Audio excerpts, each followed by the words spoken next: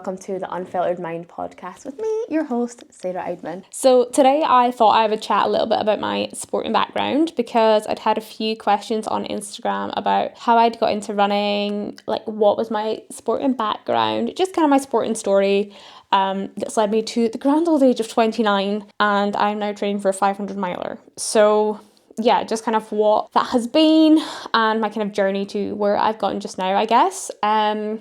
I've always been sporty, always been active. As a kid growing up, I loved playing sports. I would say my family's pretty active. My dad used to windsurf, canoe, kite surf. He played squash, bikes, cycles. And my mum's always been like somebody who's gone to the gym a lot and just tried to stay like fit and healthy, I guess. But my dad, is probably been more competitive through sport. But also I think he's the first person to say that he's maybe had like wasted potential where he could have been competitive but was like, nah, I want to have fun instead. He was very much balanced on the fun side. So that's kind of my dad, my mum. So we used to go hiking a lot as a kid as well. We used to go up to Aviemore about twice a year, maybe more, maybe less, depending on the years. And we do a lot of hill walking. Never done snow sports. I tried skiing once and I think I was overstimulated and cried, probably fell over and cried. But that is on my list. I really want to go and do like an intensive few weeks to learn how to ski because I think that's really cool. I'd love to be with somebody that skis, but never been into that. But yeah, we used to go up north a lot and we'd go hill walking. And regarding like actual sports, I did gymnastics as a kid for a bit, but I wasn't very flexible. I'm way more flexible, I think, probably now than what I was as a child, because I train at it. I have to stretch for running, etc. So so I did gymnastics, but that stopped when it was getting a bit more competitive and I just wasn't essentially good enough for that. I think I got moved down and my friend got moved up and it was just, I called it quits. And I had done swimming for a long time as well. I was alright at swimming. Wasn't amazing. It was very just average, I think. Don't know if I won anything. I think I maybe came second at a swim gal every now and then, but I don't know if I ever won any races. I was just very, again, like that kid that showed up and was fine. Was alright, good enough, but never going to be like anything amazing. And then I'd had loads of problems with my knees and stuff, so we'd stopped swimming for a while. And I think I tried to go back, and it just wasn't happening. Like I was so accident prone for a while as well. Like I was just constantly like falling over and breaking bones, or just if it was going to happen, it was going to happen to me as a kid.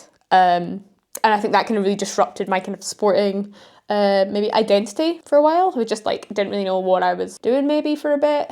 And then so I'd stopped swimming and gymnastics. I think it was maybe my last year at primary school. I started doing judo. I'm probably missing sports. I did golf. I forgot about golf. I did golf for a bit. We took golf lessons, but I can't remember what time frame that was in. Maybe that was in like S1 of high school actually. Yeah, I used to every Saturday morning I'd do golf lessons. I'd forgotten about that.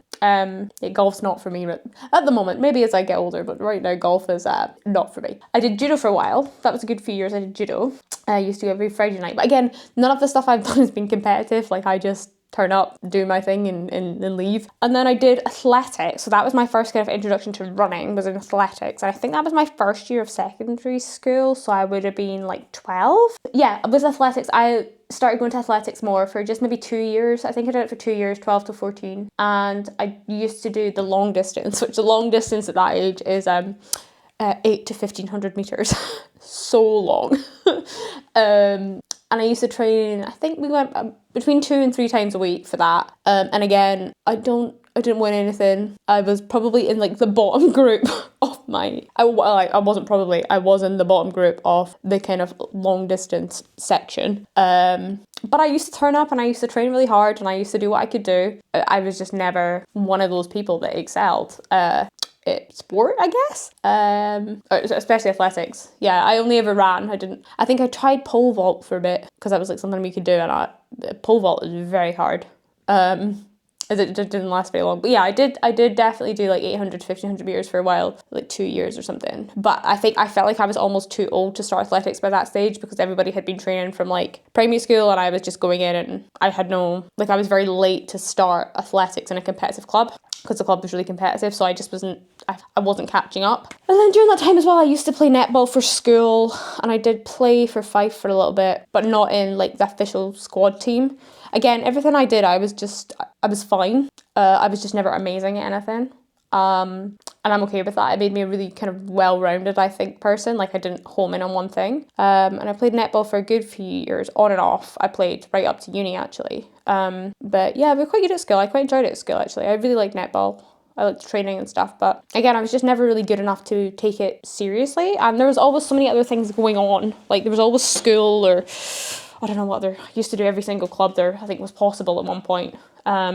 Like, I was in a debating society, and I used to do, I think something different every lunchtime and every day. But again, it was just always, I did dance for a year at school as well, but that's definitely not my jam. I was a rubbish dancer. But I did try. So everyone that I say I don't dance to that knows me, I did do it for a year, and I learned that that's not for me.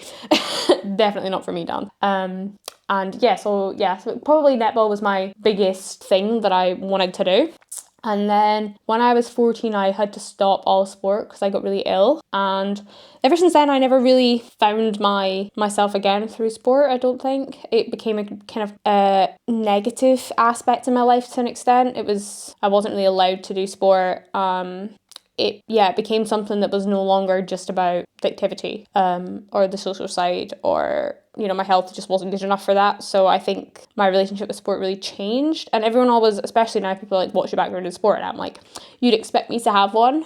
And I don't. I'm just like, I didn't. But I think even if I hadn't got really unwell, I still don't think I would have homed in on one sport, because I was just average at everything. Apart from anything that involved a racket, I was dreadful at. Racket sports, no. Everything else I was like, yeah, you're fine. But there was nothing I was like, yes, you're good at this. So yeah, I think in that sense, it was just very much even if I hadn't gotten unwell, it just would have been there. I might have done more with running. I might have eventually found my way once races got past 1,500 metres. But I don't know if I would have. So yeah, and then I went to uni for the first time, and I really got into the gym a lot more. I made some friends at the gym. I went to the uni gym, which was good. I used to do kettlebell classes in the morning. And that's probably where I first ever lifted like a weight and like ever been in a gym. But unfortunately then I got really unwell again, so I had to stop the gym again. And then when I went back to the gym, it was really a complicated relationship with that. There'll be one day I'll probably do a kind of podcast on my relationship with exercise, but also just people's relationship with exercise and the wellness industry and all that stuff. That's not for this one. This one feels very much like I'm going through my timeline.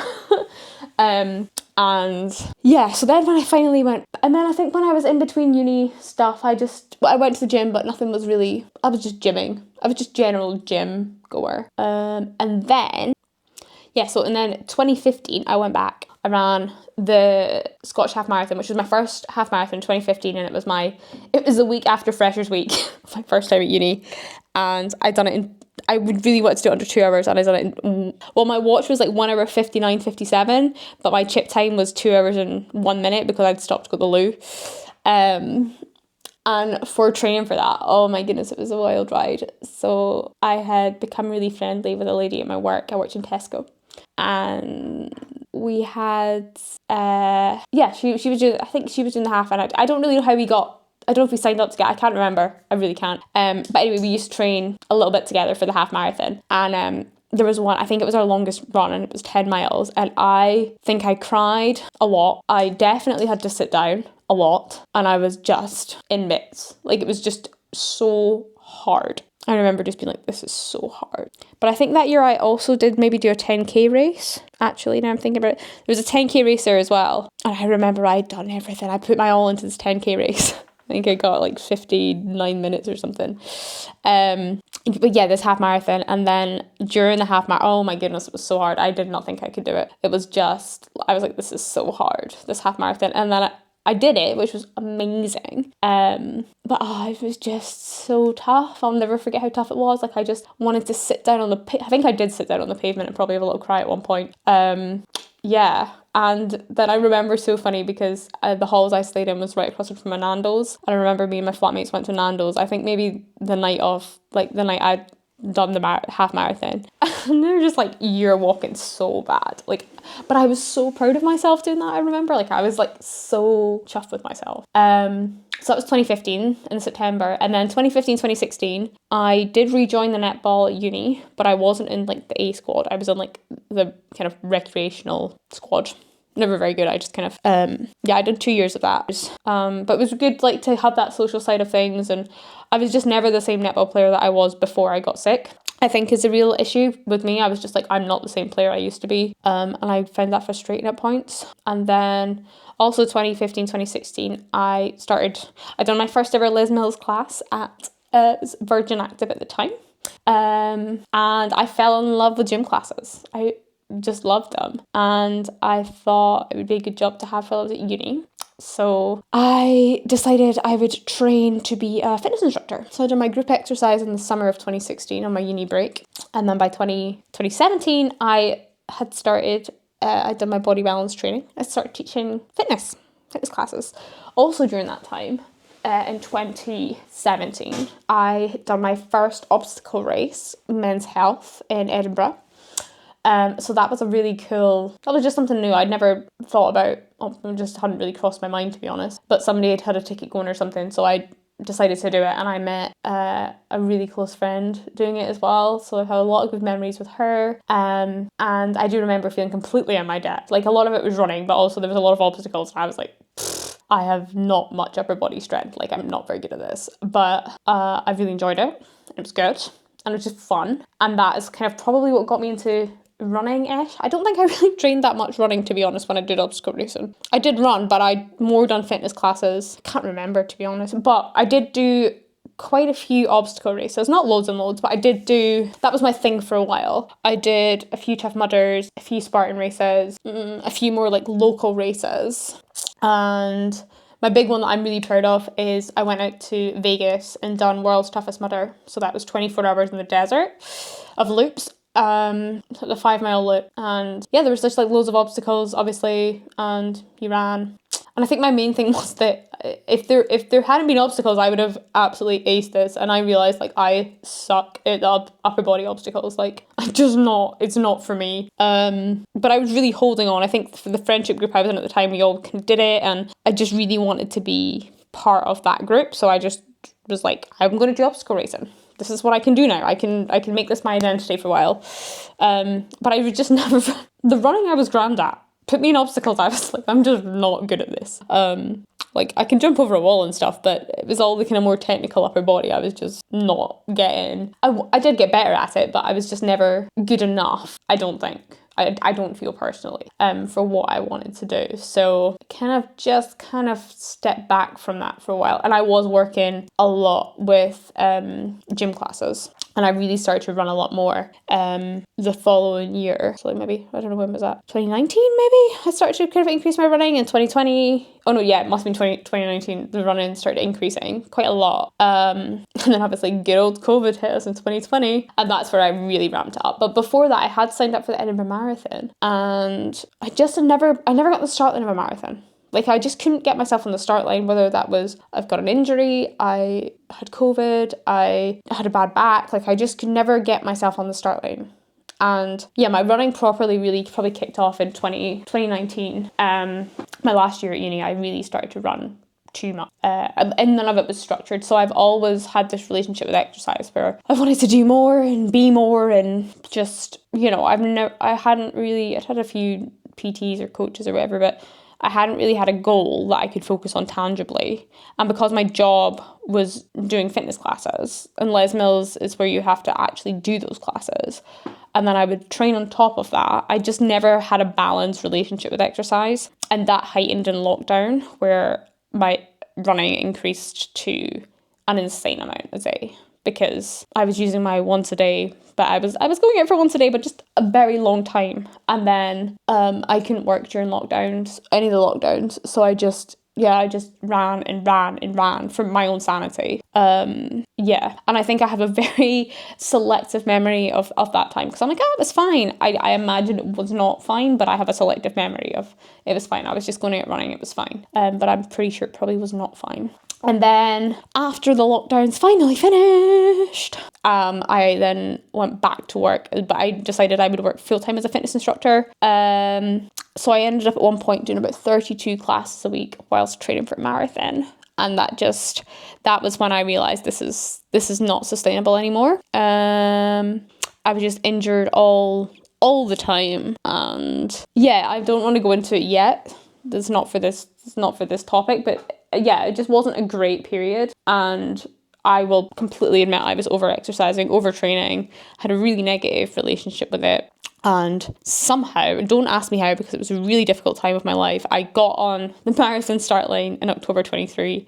I got myself there. And I actually got there. It wasn't just I signed up and did the training, like I was actually there, because there were so many instances of, I'd signed up, but I would never actually make it to the marathon. So I actually got there, and it was Loch Rannoch in Scotland, just run around a loch, and it was an amazing day.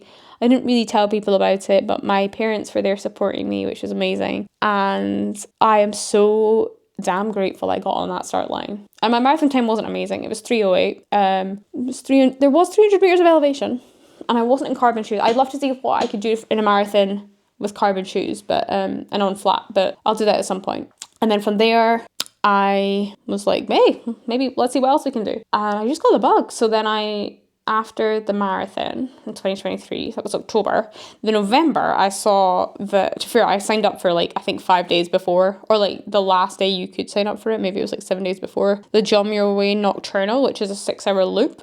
I think it was a 5 miles, 5k loop, a 5k loop, I think, in the dark, which was cool. But the weather was actually really good. It was freezing, but it was really good. And I actually won my first marathon, which is hilarious. And then I won my first ultra marathon. So I think the thing said like 63k, but I think my watch was sitting at like 68k in 6 hours. And it was on trail and had quite a lot of hills and stuff. And I came first female, but second overall, which I was like, oh, this is quite cool. And that's where I started to think like, ooh, I wonder what I could do. So I looked into more, and I wanted to do the Highland Fling in 2024. So I got a coach to help with that. I'd done Glentress Marathon as a training run. I came first in that, which was cool. Although that was a really lonely race. So I should maybe do a podcast talking through my race experiences. That might be interesting. Let me know what you think. Comment below if you think that would be cool. Going through just like my most recent races, not any of the OCR stuff, but just like the most recent ones. And I finished that and I was like, this is great, feel good, felt really good after Glentress actually. My calves were a bit tight, but I felt really good. And then in March I did the John Muir Away 50k, which was I think the weather was quite brutal that day. There's sand, there's a lot of beach, not a lot of beach,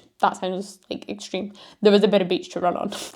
That was really tough. That's what sticks in my mind, is this bit of beach to run on. And again, I won that, got a course record for that, which was cool. And then that's where it all went wrong for my race season that year, which is why I didn't do the Highland Fling in 24, because I got a stress fracture in my knee.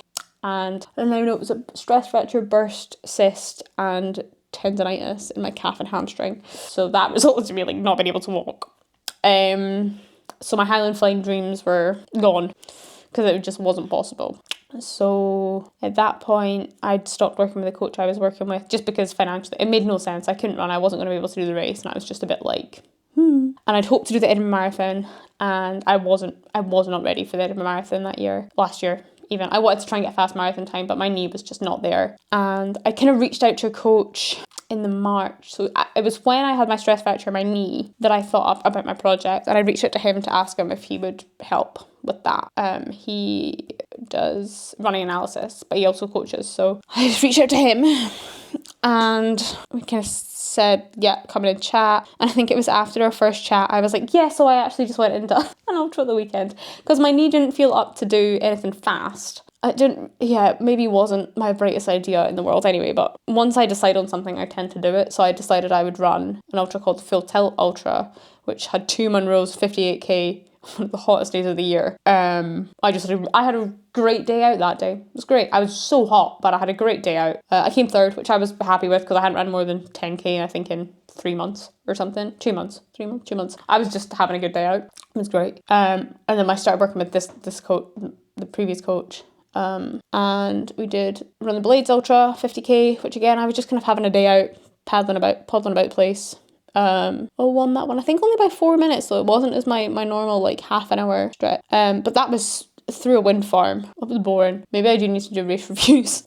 But the company was actually fantastic, so I don't want to put that off. It was just, I found it boring, the race itself. However, company, like the race organisers were fantastic. And then with the same race organisers, I done my first over 100k, which was Run the Borders, which was amazing. And then I done Glasgow to Edinburgh. And then I did try and do Tweed Valley Ultra, there we go. It's at the very end of the year, but my foot just wasn't recovered enough from Glasgow to Edinburgh, so I didn't want to risk it. So yeah, that takes me to today. That is my brief history of sporting events. But what I guess like the main thing I want to say is like, you don't have to have a history in sport. You don't need to have a background in sport. Like, I've definitely been dismissed by many people for not having a competitive background in sport. But you don't need it. Like, I imagine it would help. I imagine it would help massively, but I also want to show people that it's possible not to have that, and to also not judge people if they don't have a background in the sport. Like, I have definitely been judged. People being like, what's your sport background? And I've said, well, I don't really have one, and just not even replying to me or things like that. So it's really interesting how people judge you for not having a background, even if your results say otherwise. And I would say after Glasgow to Edinburgh, a lot of people started to realise that I was serious about what I was doing. I am serious about what I'm doing. And that the fact that I don't have a complete sporting background of, I'm not going to say qualifications, but of achievements and all this stuff, doesn't mean I didn't build a baseline, and doesn't mean just because I didn't channel it the same way as other people, it doesn't mean I wasn't training. My training just wasn't always the healthiest format of training, but it was there. And it just, I would say like never, that's when you write out your sports CV, and I'm like, actually a lot of it does matter, but also it doesn't matter at all. Like, you can start at any age, any time. You set your own boundaries, you set your limits. Nobody else should be in control of that for you. And I guess in that way I'm kind of an anomaly, I a little bit, because whilst I have been active, I've never really been competitive or done sport like in a competitive structured way until like this year really, or last year, 2024. And there is a big part of me that wonders what I could have been like even by now if I had done it in a more structured way, but there's no point in looking at what ifs because they didn't happen. You know, I'm like, oh, I wonder what, and it's like, what's the point in wondering that? Because all I can do now is work to build on what I have rather than thinking about what I could have had. So yeah, that's kind of my whirlwind history of my sporting background. And yeah, if you have any questions, etc., please do let me know. And the other thing I would love you to do is to please like, rate and subscribe, because it really does help.